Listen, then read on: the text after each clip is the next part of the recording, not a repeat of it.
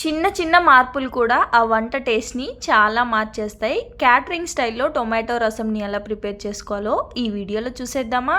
ముందుగా 2 స్పూన్ల కందిపప్పుని అలాగే చింతపండుని సపరేట్గా నానబెట్టి పక్కకు పెట్టేసుకొని ఇప్పుడు ఒక కుక్కర్ తీసుకుని అందులో నానబెట్టుకున్న కందిపప్పు, 3 టొమాటోలు, కారానికి తగినన్ని ఎండుమిర్చి, 1/2 స్పూన్ మిరియాలు, 1 స్పూన్ ధనియాలు, 1/2 స్పూన్ జీలకర్ర, కొంచెం పసుపు వేసి వాటర్ వేసి బాగా ఉడకబెట్టేసుకొని అదంతా చల్లగయ్యాక మిక్సీ పట్టేసుకోవాలి. ఇప్పుడు స్టవ్ మీద ఒక గిన్నె పెట్టుకొని అందులో ఆయిల్ వేసి ఆయిల్ వేడయ్యాక ఆవాలు, జీలకర్ర, కొన్ని వెల్లుల్లి రెమ్మలు, 1 ఎండుమిర్చి, కరివేపాకు వేసి అవి ఫ్రై అయిన తర్వాత మనం మిక్సీ పట్టుకున్న మిశ్రమాన్ని కూడా వేసేసి కొంచెం చింతపండు పులుసు వేసేసుకొని అలాగే పులుపు అడ్జస్ట్ చేసుకుంటూ వాటర్ వేసేసుకోవాలి. అందులోనే ఉప్పు, కారం అలాగే 1 స్పూన్ రసం పౌడర్ వేసేసి కొంచెం కొత్తిమీర వేసేసుకొని 2-3 పొంగులు వచ్చే వరకు బాగా మరగనిచ్చాము అంటే టేస్టీ టొమాటో రసం అయితే రెడీ.